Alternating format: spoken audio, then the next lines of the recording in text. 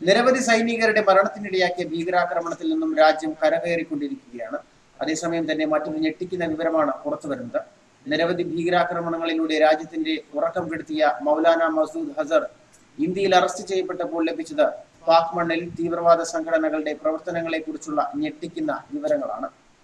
94-ൽ പിടിയിലായപ്പോൾ ചെകിടത്ത് ആദ്യ പ്രഹരം ഏൽപ്പിച്ചപ്പോൾ തന്നെ തത്ത പറയും പോലെ തങ്ങളുടെ രഹസ്യ പ്രവർത്തനങ്ങൾ പോലീസിനോട് വെളിപ്പെടുത്തിയതായി മസൂദ് അസറിനെ നിരവധി തവണ ചോദ്യം ചെയ്ത സിക്കിം മുൻ പോലീസ് ഡയറക്ടർ ജനറൽ അവിനാഷ് മോഹിനി വെളിപ്പെടുത്തി.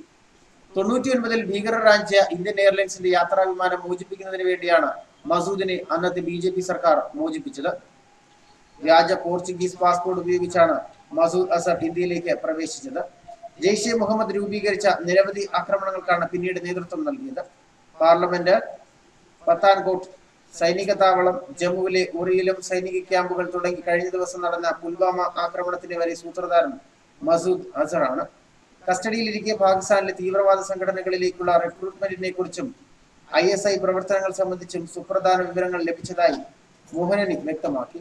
ഹർക്കത്തുൽ മുജാഹിദിനും ഹർക്കത്തുൽ ജിഹാദി ഇസ്ലാമിയും ഹർക്കത്തുൽ അൻസാറിലേക്ക് ലയിച്ചതിനെ കുറിച്ച് മനസ്സിലായത് ഇയാളിലൂടെയാണ്. ISIന്റെ പാകിസ്ഥാനിലേക്കുള്ള തിരിച്ചുവരവ് ഉറപ്പാക്കുമെന്നും ഒരിക്കൽ കൂടി മസൂദ് പറഞ്ഞു.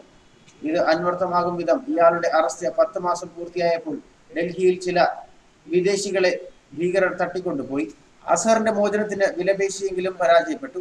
ഇതിന് നേതൃത്വം നൽകിയ ഉമർ ഷെയ്ഖ് അറസ്റ്റിലായി. 95-ൽ കാശ്മീരിൽ വീണ്ടും വിദേശികളെ തട്ടിക്കൊണ്ടുപോയി. വിലപേശിയെങ്കിലും അസഹറിന്റെ മോചനം നടന്നില്ല. ഒടുവിൽ 99 ഡിസംബർ 31-ന് ഇന്ത്യൻ എയർലൈൻസ് വിമാനം റാഞ്ചിയുള്ള ഭീകരരുടെ വിലപേശലിൽ അന്നത്തെ NDA സർക്കാർ കൊടും ഭീകരനെന്ന് വിശേഷിപ്പിക്കപ്പെട്ട മസൂദ് അസർ, ഉമൈൻ ഷെയ്ഖ്, മുസ്താദ് ഷെയ്ഖ് അഹമ്മദ് സഗർ എന്നിവരെ മോചിപ്പിക്കുകയായിരുന്നു. അതേസമയം പുൽവാമ ഭീകരാക്രമണത്തിന്റെ പശ്ചാത്തലത്തിൽ ഇന്ത്യയിലെ ഹൈക്കമ്മീഷണർ സുഹൈൽ മുഹമ്മദിനെ പാകിസ്ഥാൻ വിളിച്ചു. പാക് വിദേശകാര്യ മന്ത്രാലയം വക്താവ് ഡോക്ടർ മുഹമ്മദ് ഫൈസലാണ് ഇക്കാര്യം അറിയിച്ചത്. തിങ്കളാഴ്ച രാവിലെ ഹുസൈൻ അഹമ്മദ് ഡൽഹി വിട്ടതായും ഫൈസൽ പറഞ്ഞു. നിലവിലെ സ്ഥിതിഗതികളെ കുറിച്ച് ആരായാനാണ് ഹൈക്കമ്മീഷനെ തിരിച്ചു വിളിച്ചതെന്നാണ് വിവരം. അന്താരാഷ്ട്ര തലത്തിൽ പാകിസ്ഥാനെ ഒറ്റപ്പെടുത്താനുള്ള നീക്കങ്ങളുമായി ഇന്ത്യ മുന്നോട്ട് പോവുകയാണ്. ഇതിന്റെ ഭാഗമായി പാകിസ്ഥാന് നൽകിയ അതിപ്രിയ രാഷ്ട്രീയ പദവി ഇന്ത്യ പിൻവലിച്ചിരുന്നു. പാകിസ്ഥാനിൽ നിന്ന് ഇറക്കുമതി ചെയ്യുന്ന ഉൽപ്പന്നങ്ങളുടെ തീരുവയും വർദ്ധിപ്പിച്ചിരുന്നു. വ്യാഴാഴ്ചയാണ് 40 സൈനികരുടെ ആക്രമണത്തിനിടയാക്കിയ ഭീകരാക്രമണം ഉണ്ടായത്. ഇതിന് പിന്നാലെ പാകിസ്ഥാനെതിരെ രൂക്ഷമായ ആരോപണങ്ങളുമായി ഇന്ത്യ രംഗത്തെത്തിയിരുന്നു.